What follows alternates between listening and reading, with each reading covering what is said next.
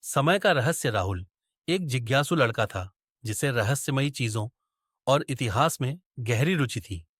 एक दिन जब वह अपने दादाजी के पुराने स्टोर रूम की सफाई कर रहा था, तो उसे एक अजीब और चमकदार जेब घड़ी मिली। यह कोई साधारण घड़ी नहीं थी। उसकी सुइयां उल्टी दिशा में घूम रही थीं और उस पर कुछ अनजाने प्रतीक खुदे हुए थे। यह कैसी घड़ी है?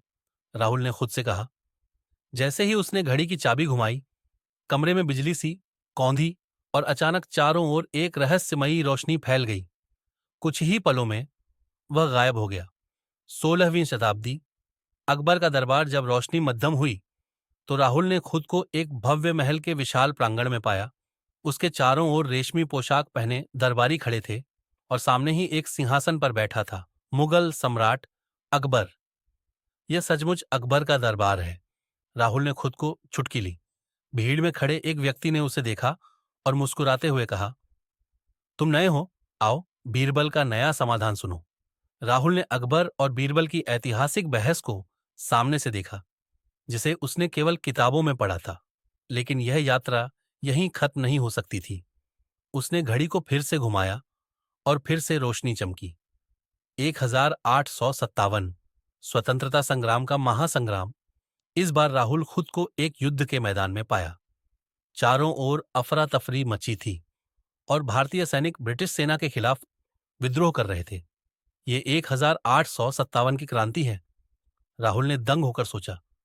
उसने मंगल पांडे को अंग्रेजों के खिलाफ लड़ते हुए देखा। वीर सैनिकों का जोश, आजादी की ललक, सब कुछ वास्तविक था।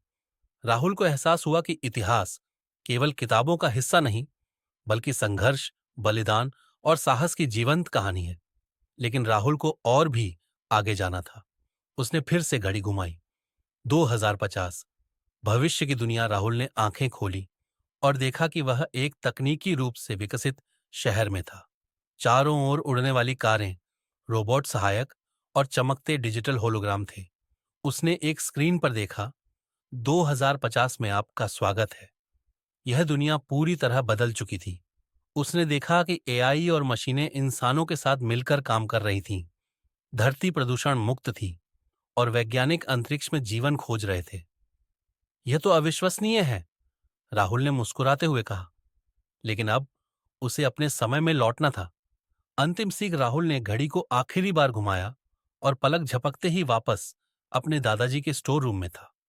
वह समझ गया कि समय बदलता रहता है, लेकिन इतिहास हमें हमेशा सिखाने के लिए मौजूद रहता है।